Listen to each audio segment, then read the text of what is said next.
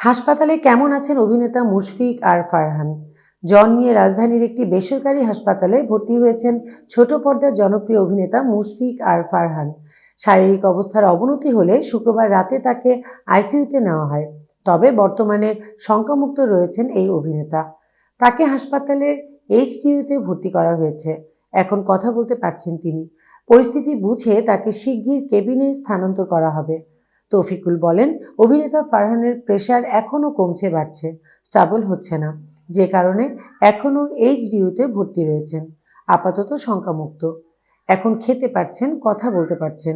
প্রেশারের সমস্যার সমাধান হলেই কেবিনে নিয়ে যাওয়া হবে। এর আগে তৌফিকুল জানান, শুক্রবার রাত 9:30টার সময় ঢাকার বাইরে শুটিংয়ে যাওয়ার প্রস্তুতি নিচ্ছিলেন অভিনেতা মুশফিক। শুটিংয়ের কস্টিউম গোছগাছ করার মধ্যেই হঠাৎ অসুস্থ হয়ে পড়েন এই অভিনেতা।